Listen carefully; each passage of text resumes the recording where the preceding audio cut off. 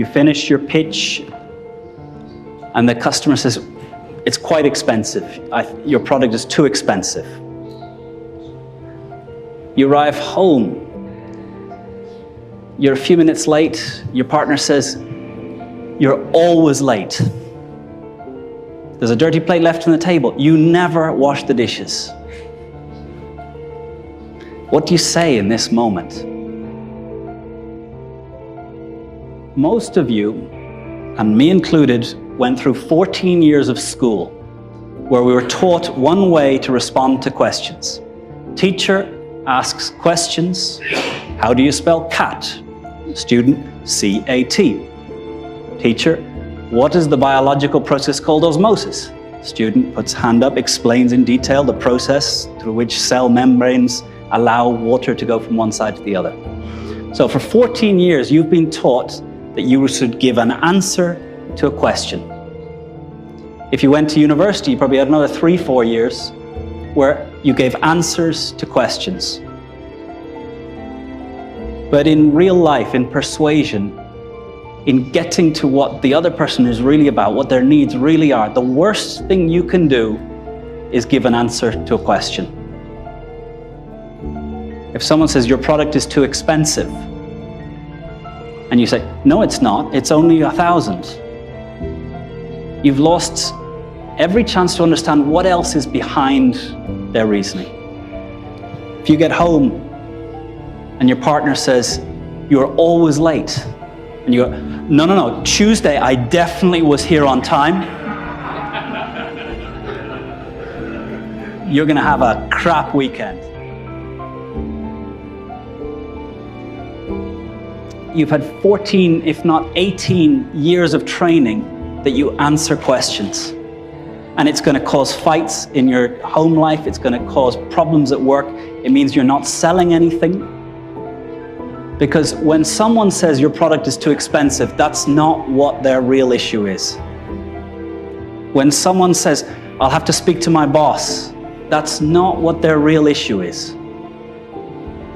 And if we had lots of time here, I would create a little role-playing thing, because what happens here is, in our model of the human brain, we've got the stem, the emotion, here. When your partner says you're always late, emotion goes up, and what happens is this bit disconnects. So the way to make someone stupider is insult them, object to them, tell them they're wrong, or ask them a question. Because there's an emotional reaction, and the higher emotion goes, the lower thinking goes. So if you don't practice this response, you're not going to be able to do it in the moment. If you don't practice repeatedly how you'll respond to you're always late, you never wash the dishes, you never do your part of the share, your product is too expensive, your competitor is better, you failed us 3 years ago, I don't trust your company. If you don't practice the habit of not giving an answer, you're not going to be able to do it in the heat of the moment.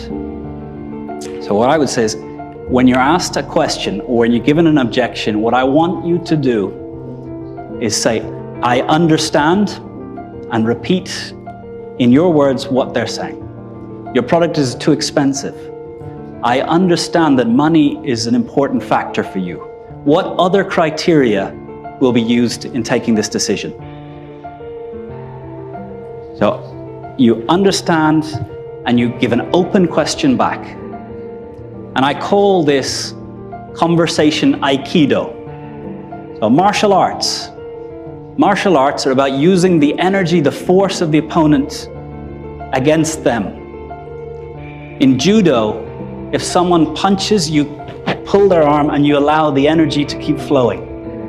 In karate, it's another thing. In Aikido, the concept is you go towards the punch, go towards the energy. So if someone punches you, if someone asks you a question, if someone objects, says you're wrong, the Aikido method is go towards and see the world from their view. So in Aikido, you learn to go towards the punch, dodge it, and look, and you're seeing the world in the same direction as the person who's attacking you. I understand. And It takes some habit to start to be able to give "I understand" and fill in good words. So practicing, "You're always late. I understand you feel frustrated. I understand you feel let down. I understand." You'll have to work on this quite a few times over the next 10 years to find the set of words that captures what the other person feels, what's behind it. What can we do now? What happened during the day? What would you like to talk about? What can we do this weekend? So what's the way that instead of, when you get punched, walking straight into the punch and having a very bad weekend, when a client says, "You're too expensive," and you go, "No, we're not," and you learn nothing about who else they're considering, what other criteria are important, what process they've gone through, who else is involved in the decision. So I hope that, and this takes 14 years of it being drummed into, 4 more, 18 if you went to university, it's going to take you at least 18 years to get out of the habit of responding to questions with answers. Because we live in an uncertain world and we don't have the answers. But by giving the answer, we shut down the possibility of hearing what's really going on in the other person's mind, in the other person's business, what other things are going on. So if someone says your product is too expensive, I understand that money is an important criteria for you. What other things are important in this decision? And it's like, I'll have to talk to your boss on this. Hey, this is an important decision. I understand you want to get everyone involved. When can I come and meet with you and your boss together? In fact, that's a bit of a closed question, but the habit here is being good at "I understand" and accepting the energy that's coming from the other person, and then giving back an open question. And I guarantee that if you do it 4 times, the answer to your 4th open question begins to be what's the real underlying need, issue, interest of the person that you're listening to.